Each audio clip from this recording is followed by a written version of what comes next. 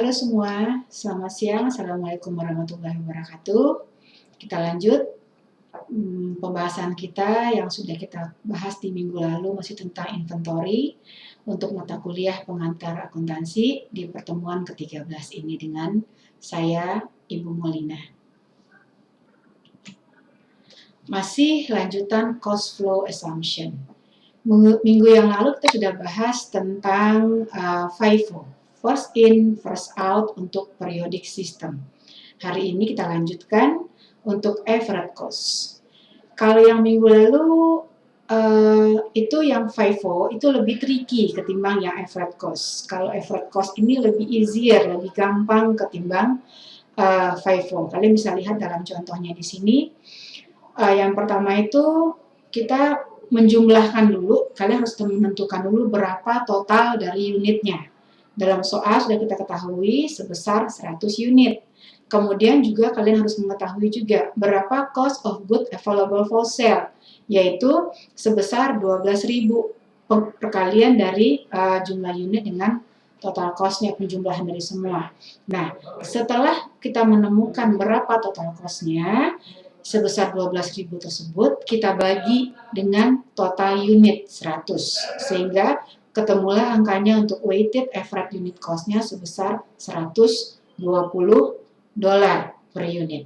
Nah, inilah yang akan menjadi patokan bagi kita untuk menentukan berapa cost of goods sold-nya dan berapa ending inventory. Yuk kita lihat secara lebih lengkap. Nah, di sini kalian bisa lihat sudah kita dapatkan angka per unit rata-ratanya sebesar $120. Nah, dari data, dari hasil perhitungan fisik, kita akan mengetahui bahwa ending inventory-nya adalah sebanyak 45 unit. Kita tinggal mengalihkan dengan 120, sehingga kita mengetahui ending inventory-nya adalah sebesar 5.400. Bagaimana dengan COGS atau cost of goods sold? Itu gampang, kita bisa mengurangkan dari data yang sebagai berikut. Cost of goods available for sale tadi senilai 12.000. Dikurangi dengan persediaan akhir. Otomatis itu akan menjadi cost of goods sold senilai 6.600. Jadi seperti yang tadi Ibu katakan di awal, bahwa untuk rata-rata atau average cost ini lebih mudah penghitungannya kita dibandingkan dengan FIFO untuk periodic system. Dari bagian kalian bisa melihat, kita hanya tinggal mencari berapa harga per unit.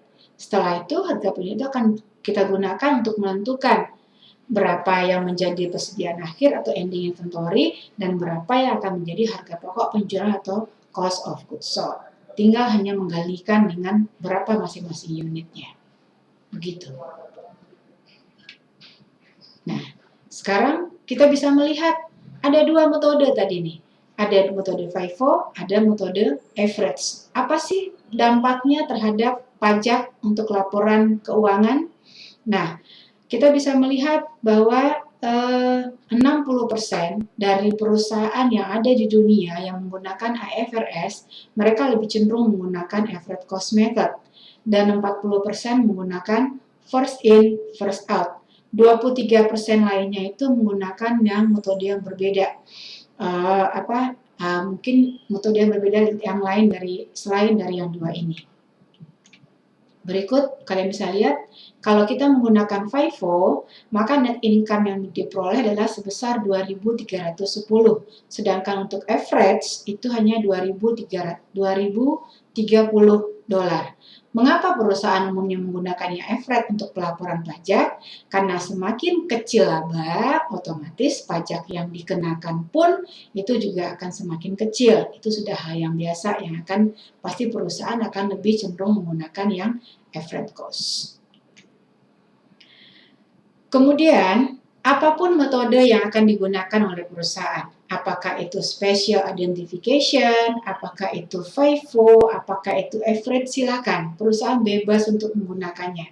Yang pasti di sini adalah perusahaan harus konsisten dalam penggunaan tersebut. Jadi, jangan tahun ini mereka menggunakan specific identification. Oh, tahun besok mereka berubah menggunakan FIFO. Tahun depannya lagi mereka berubah menggunakan EFRET. Hal tersebut tidak akan diperkenankan oleh peraturan. Sekali menggunakan FIFO, tetap menggunakan FIFO. Pertanyaannya, apakah perusahaan tidak boleh mengganti kebijakan? Boleh, tapi hanya karena dua hal. Yang pertama, peraturan pemerintah mewajibkan untuk merubahnya seperti yang terjadi di tahun 2012. Sebelum tahun 2012, ada satu lagi asumsi yang digunakan oleh perusahaan yaitu LIFO, last in, first out. Tetapi semenjak perusahaan mengadopsi IFRS atau yang diberlakukan pertanggal 1 Januari tahun 2012, otomatis LIFO tidak diperkenankan lagi.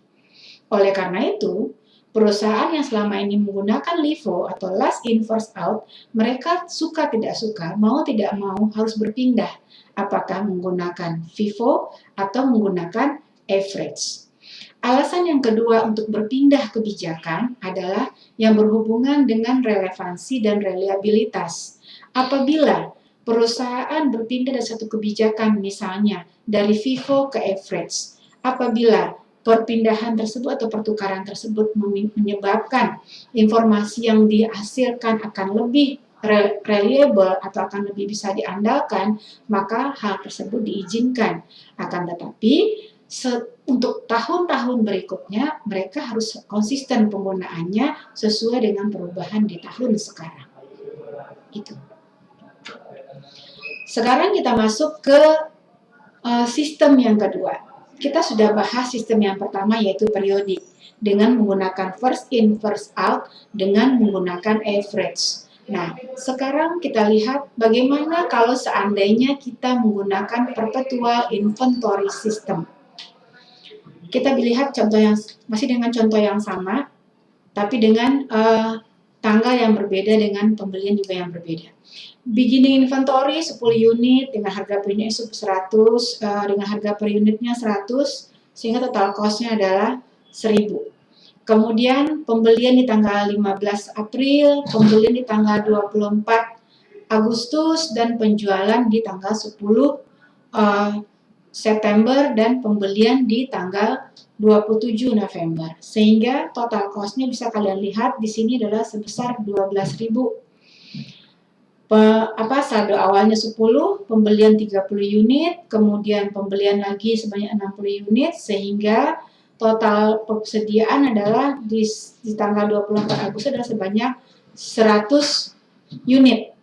Kalian bisa lihat, kemudian ada penjualan. Penjualan sebanyak di situ 55 unit.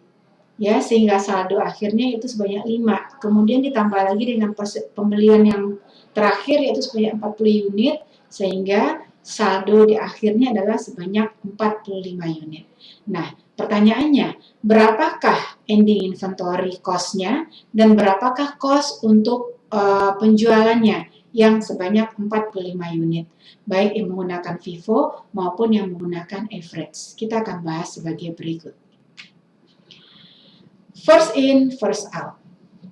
Untuk perpetual, ini lebih agak sedikit complicated dibandingkan dengan yang periodik. Kalian harus menyiapkan 4 kolom dalam hal ini. Yang pertama itu kolom tanggal, yang kedua kolom purchases, yang ketiga kolom untuk cost of goods sold, dan yang keempat adalah kolom untuk saldo. Kita bahas satu persatu. Tanggal 1 Januari, persediaan awal. Tidak ada pembelian, otomatis kosong di kolom pembelian, tidak ada juga penjualan sehingga juga kosong. Untuk kolom saldo, ada saldo sebesar 10 unit dengan harga penjualan adalah 100. Total cost-nya adalah 1000. Kemudian lanjut ke kolom tanggal lagi, tanggal 15 April ada pembelian sebanyak 20 unit dengan harga per unitnya adalah 110. Sehingga total cost untuk pembeliannya adalah sebesar 2.200. Nggak ada penjualan untuk di tanggal 15 April, sehingga kita akan masuk ke kolom saldonya. Kalian bisa lihat di sini, perhatikan baik-baik. Di sini untuk yang pertama, kalian tuliskan dulu untuk saldo dan saldo awal, yaitu sebanyak 10 unit dengan harga unit adalah 100. ditambah dengan pembelian yang pertama sebanyak 20 unit dengan harga penjualan adalah 110, sehingga total saldonya adalah 3.200. Begitu cara penghitungannya. Kemudian di bulan Agustus di tanggal 24, perusahaan membeli lagi sebanyak 30 unit persediaan dengan total unitnya adalah sebesar dengan total cost-nya sebanyak 3.600. Nah, bagaimana kita menghitung saldonya? Kalian perhatikan, kita harus mengurai atau mendetailkan satu persatu. Yang pertama yang 10 unit itu dengan harga 100, yang kedua dengan sebanyak 20 unit dengan harga 110, dan 30 unit dengan harga 120. Sehingga diperolehlah total cost-nya sebanyak 6.800. Di bulan September tanggal 10 tidak ada pembelian, tapi ada penjualan sebanyak 55 unit. Ingat, kita first in, first out. Yang masuk pertama, itu yang kita jual dulu pertama. Jadi, yang masuk pertama yang mana? Saldo awal. Kita jual dulu nih, sebanyak yang 10 unit dengan harga per unit 100. Kemudian, masih belum cukup kan? Kita ambil lagi di pembelian yang pertama sebanyak 20 unit dengan harga 110. Masih belum mencukupi. Kita ambil untuk pembelian yang di bulan Agustus sebanyak 25 unit dengan harga per unitnya adalah 120. Nah, dari yang 30 unit di tanggal 24 Agustus itu masih bersisa sebanyak 5 unit dengan total cost-nya adalah 600. Sehingga di sini kita dapatkan total cost-nya adalah 6.200 dengan saldonya sebanyak 600. Di bulan November tanggal 27, perusahaan membeli lagi sebanyak 40 unit dengan harga per unit adalah sebanyak 130, sehingga total cost-nya adalah 520.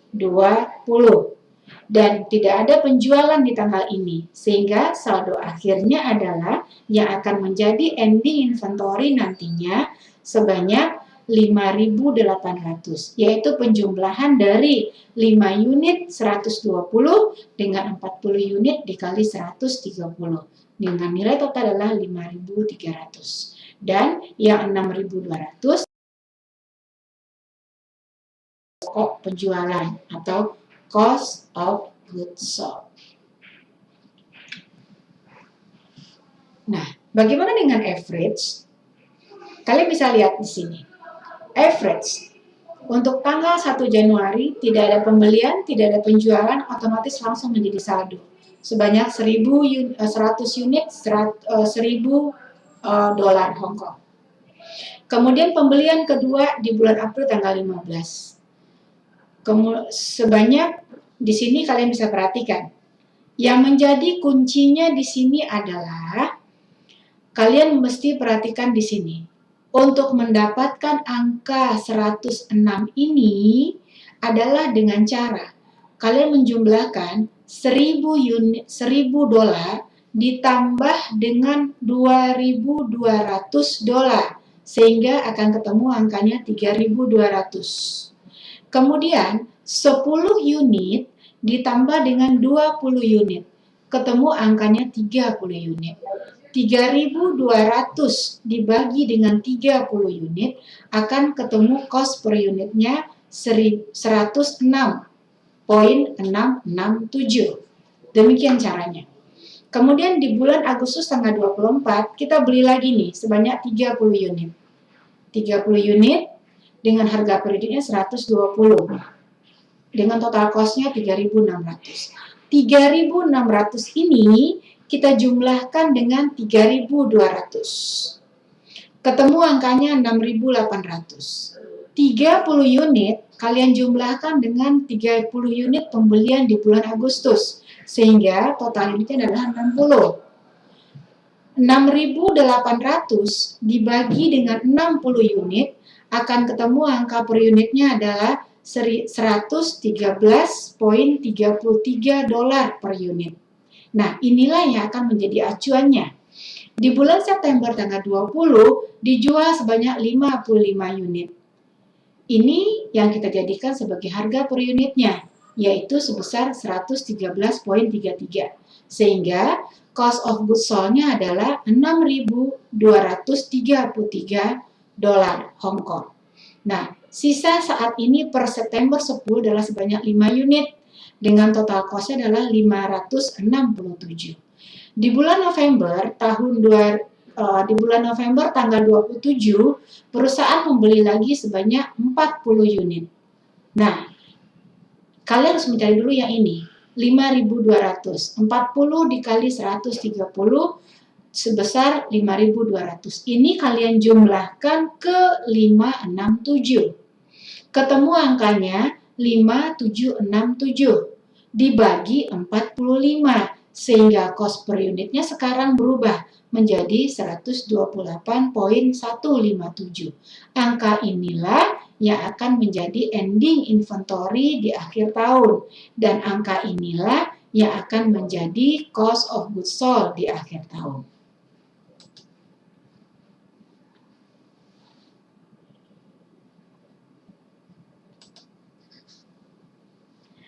Selain dari yang dua metode yang tadi, apakah itu FIFO atau average, masih ada metode yang lain yang bisa dijadikan sebagai pertimbangan bagi perusahaan, yaitu gross profit method.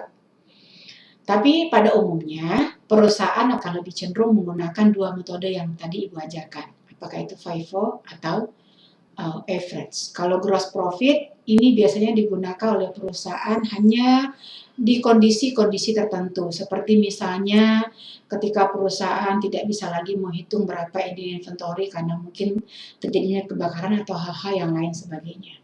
Nah, adapun step untuk gross profit adalah sebagai berikut. Net sale atau penjualan bersih dikurangi dengan estimated gross profit atau estimasi laba kotor, itu akan menghasilkan estimated cost of goods sold. Step yang kedua, cost of goods available for sale atau harga pokok barang tersedia untuk dijual dikurangi dengan estimasi harga pokok penjualan, itu akan mendapatkan estimasi cost of ending inventory. Kemudian kita ambil contoh seperti soalnya berikut. Bisa kalian baca, sehingga di sini net sales-nya adalah 200.000 dikurangi dengan estimated gross profit sebanyak 30%, yaitu 60.000, sehingga ketemu angka untuk estimasi cost of goods sold sebanyak 140. Nah, step 2-nya beginning inventory, kemudian ditambah dengan cost of good purchase, itu ketemunya cost of good available for sale. Dikurangi dengan COGS, maka ketemulah ending inventory. Ini dia, ketika kita menggunakan gross profit. Yang metode berikutnya adalah retail inventory method. Yang ini juga merupakan opsi sebenarnya pilihan bagi perusahaan, dan ini juga jarang digunakan oleh perusahaan dan hanya digunakan untuk situasi-situasi tertentu saja. Step pertamanya adalah good available for sale at retail dikurangi dengan net sales, hasilnya adalah ending inventory at retail. Step keduanya adalah good available for sale at cost dibagi dengan good available for sale at retail. Itu akan menghasilkan cost to retail ratio. Kemudian step 3-nya adalah ending inventory at retail dikalikan dengan cost to retail ratio, itu akan menghasilkan estimated cost to end of ending inventory. Demikian materi kita pekan ini sebagai bahan kajian buat kalian di rumah. Kalian coba kerjakan short quiz berikut dengan contoh-contoh yang sudah Ibu berikan sebelumnya. Terima kasih atas perhatiannya. Assalamualaikum warahmatullahi wabarakatuh. Salam.